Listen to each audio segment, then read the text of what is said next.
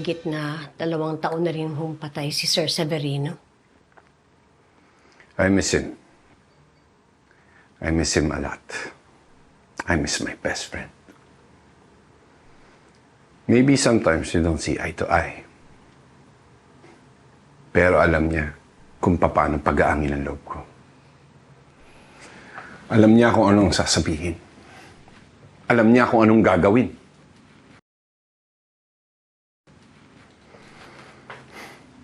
Pag minsan, di ko na alam kung anong gagawin ko eh.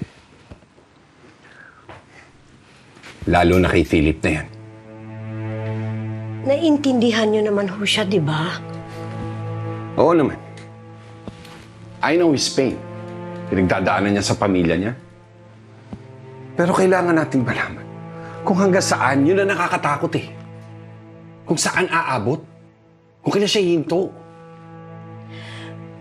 Pareho naman ho nating kilala si Philip, bata pa lang.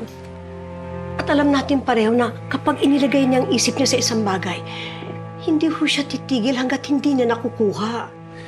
Pero dapat, alam niya kung saan niya dadali ng mga bagay-bagay. At alam niya kung anong mga limitasyon na pwede niyang gawin. Ano bang gagawin natin dito sa alaga natin? Suportahan na lang ho natin. Tulungan ang kailangan niya para hindi siya mapahamak.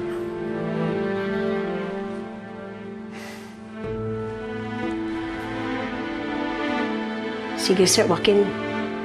Babalikan ko na ho yung doktor ko.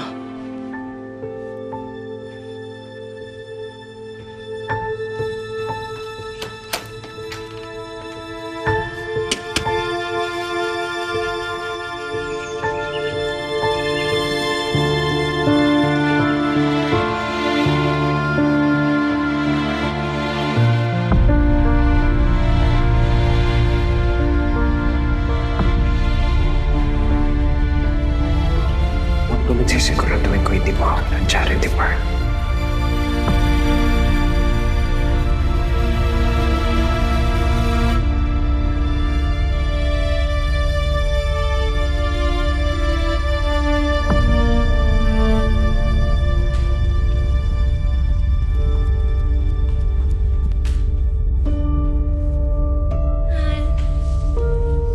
Ganda ng ngiti mo ngayon Good day?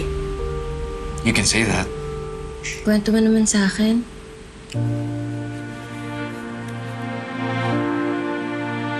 Saka na siguro. Kapag napagtagumpayan ko ng lahat. Lahat ng... It's a surprise.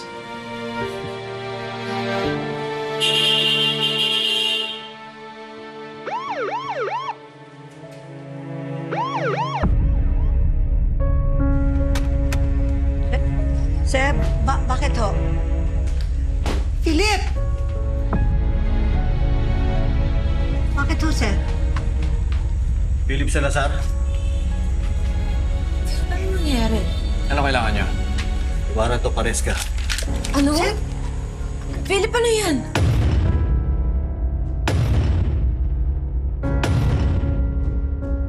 Philip Salazar, ikaw ay inaaresto namin sa salang libel, grave threats at grave scandal, and serious physical injuries. Sir, teka lang ho. Teka lang ho. Wait, Salazar. Pag-usapan ho natin, sir. Ikaw ay may karapatang manahimik. Sir, sandali lang Ano naman, man ang sir. iyong sabihin ay maaaring gamiting pabor o laban sa iyo, alinman sa korte rito sa Pilipinas. Sir, teka lang ho. Ikaw ay may karapatan na kumuha ng sarili mong abogado.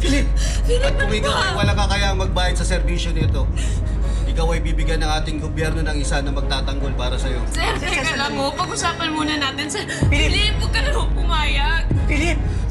Philip, hindi. Naiintindihan mo ba to, Philip? Philip, huwag kang pumayag, Philip. Huwag kang pumayag.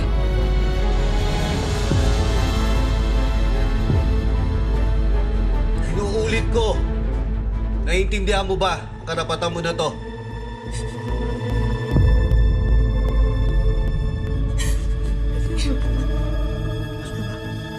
Sir, teka lang, sir. Sir, teka lang, sir. Teka lang ho. Philip. It's okay. I'm gonna be fine. It's alright. Hindi, teka lang. Sige na, pumasok na kayo sa loob. Philip! Sir, kasama naman natin. Teka lang po. Philip! Sir! Philip! Sir! Sa presinto na lang po, ma'am. Sir! Teka lang, sir! Hindi totoo yan, sir! Philip! Philip!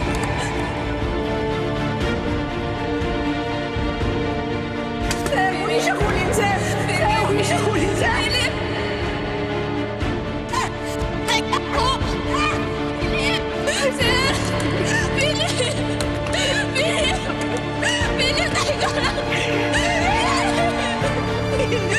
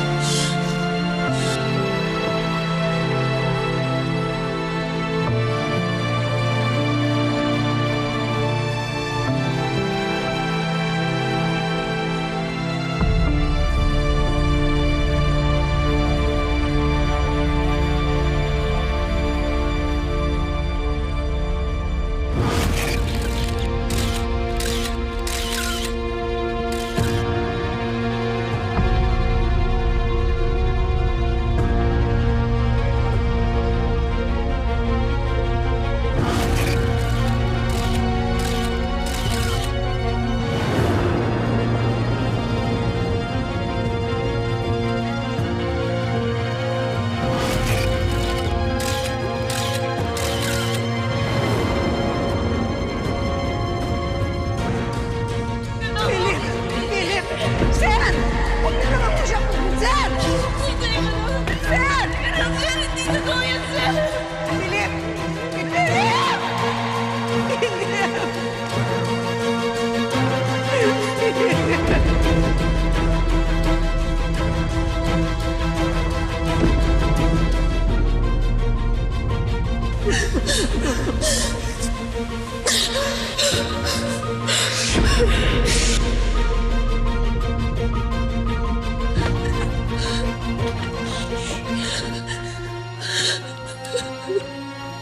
Claire, anong gagawin natin ngayon?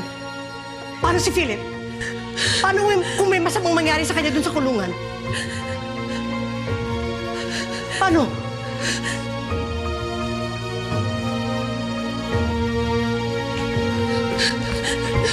Claire!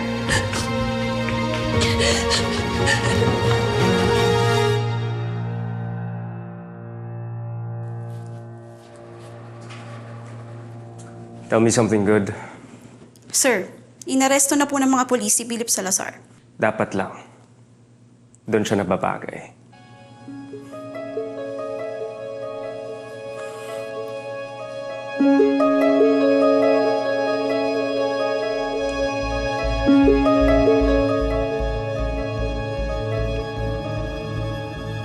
Hawak niyo si Salazar, tama? Ayos. Harangin niyo muna lahat ng mga bibisita sa kanya. Hayaan niyong maghirap siya mag-isa buong araw. Malinaw.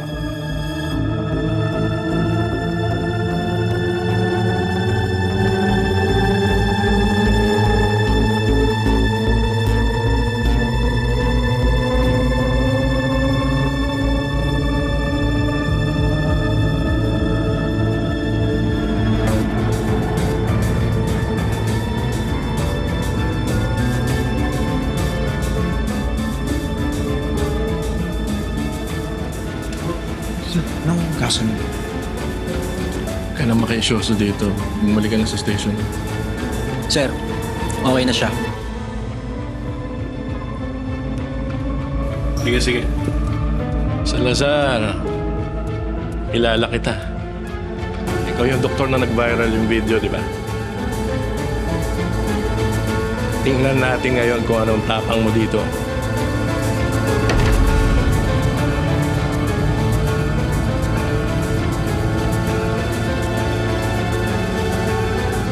Claire! Naisipan mo na ba to? Claire? Ano ka ba mag-drive? Malalaman po natin. Ha?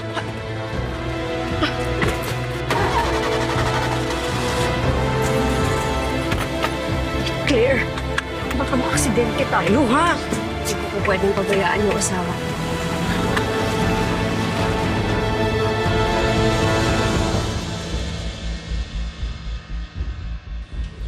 Sarado mo na yan.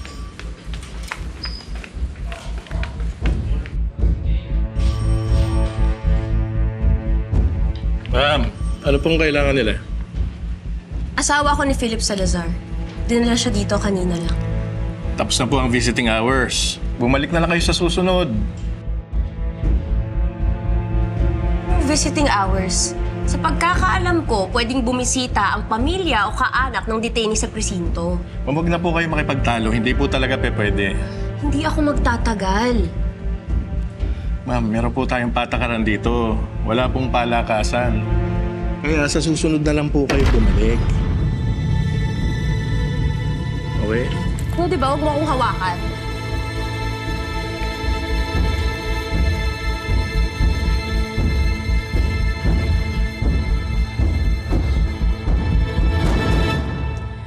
I have always known na mas magaling ka kaysa sa Philip na yan. You just need to be ruthless.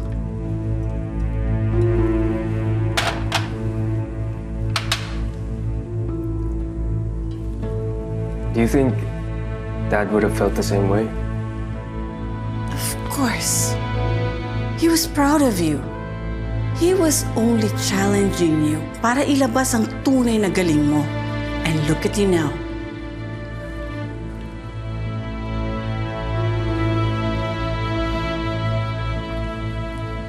Ito pa lang ang simula, Ma. I'll make sure magdudusa yan si Salazar sa kulungan. Yung tinakasan ng tatay niya, siya ang makakaranas ngayon.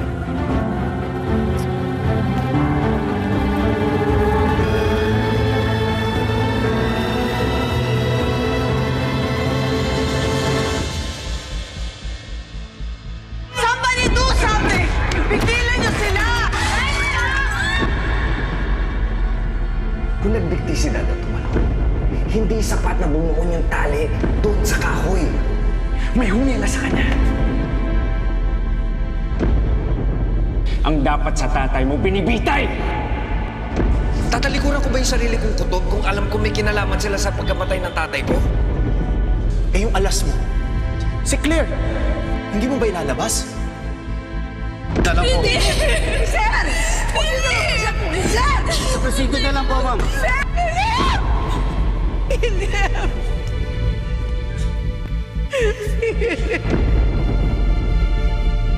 Hanggat kaya ko, tatapusin ko ang gulong to nang hindi ka kailangan masangkot pa. Claire! Claire, ano nang gagawin natin? Paano na si Philip?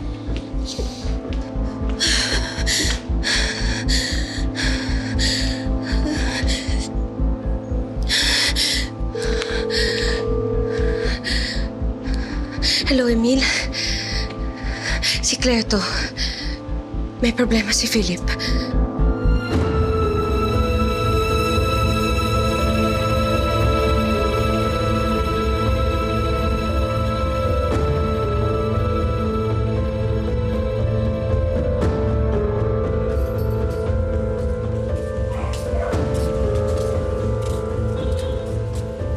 Boss, yan yung doktor. Bakit? Ganda yan.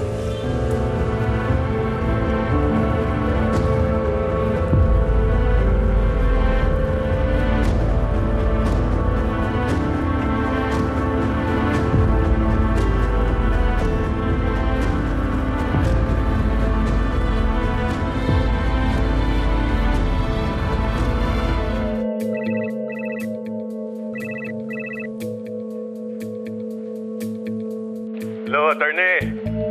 Pumunta rito yung asawa ni Salazar eh. Sinungitan nga ako eh. Mabuti naman. Paano naman naging mabuti? Ngayon may dahilan ka para siguraduhin mas maghihirap dyan si Salazar. Sinabi mo pa, sir. Kaya nga sinama ko na sa seldo ng pasaway na preso. Si Di Mayuga, usakal na kriminal at gang leader. Labas-pasok dito. Kaya lagot yung ungas na yan. Keep me updated. Okay, attorney.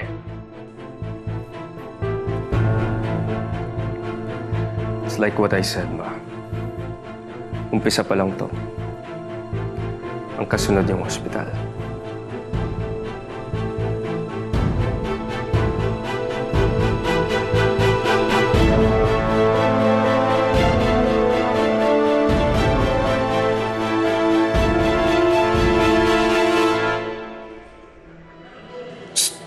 Hey! Doktor ka raw.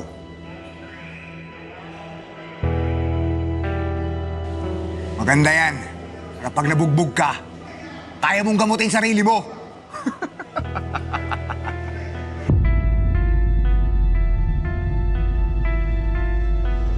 Boss, mukhang hindi ka yata kilala nito ah.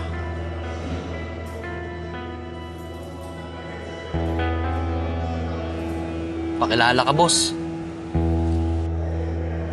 Sige, bakan mo. Bakit ako, boss? Kita mong kumakain ako eh. Bago ka sa grupo, magpakitang gilas ka. Bilis!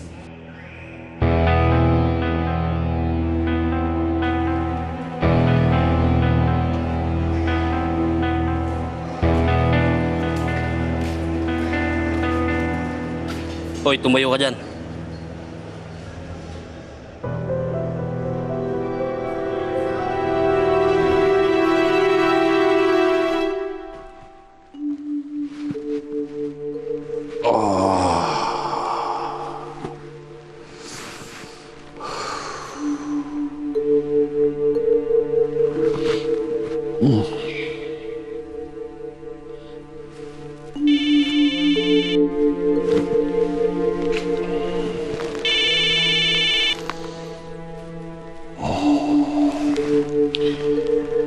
Mel, kung hindi importante to, tumawag ka na lang sa aking sekretarya.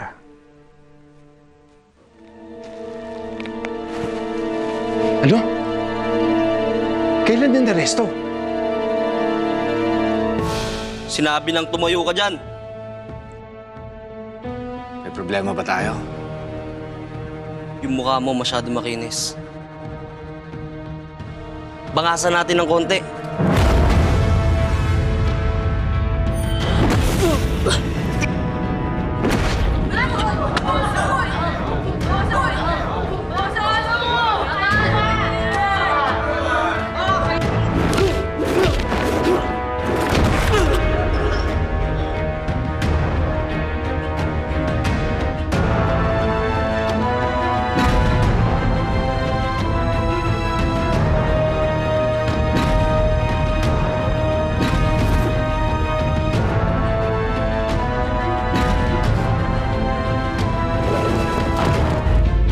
Sige.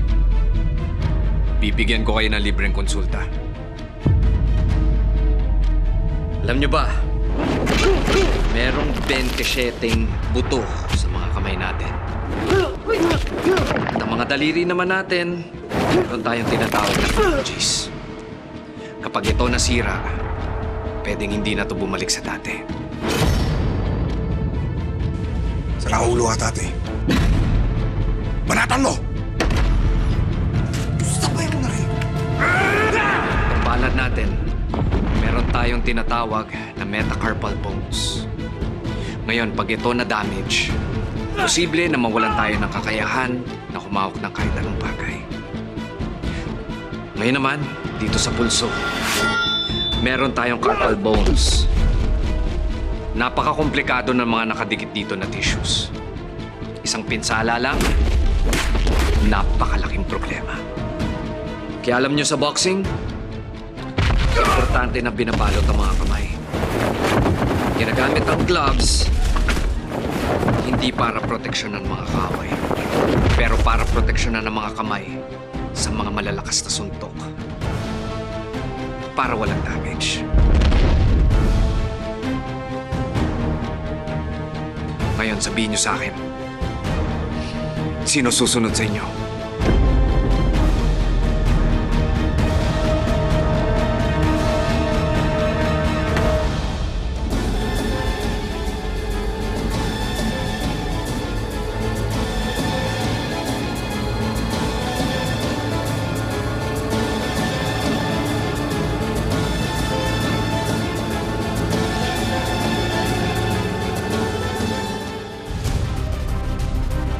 Pinakulong ko si Philip and you made sure everybody knew about it. That's why we're perfect for each other. Mahina ang kaso mo, Boy Camino. Tingnan natin kung saan ka dadalhin ang yabang mo. Kaaway namin yung mga buwing Camino. Lucas, Buen Camino. Philip, damay talaga ako dito dahil asawa mo ko. Ayoko madamay ka na. We're moving forward together. Yun yung pinangako natin sa isa't isa na pinsagan. Gusto ko makausap si Atty. Lucas Buen Camino.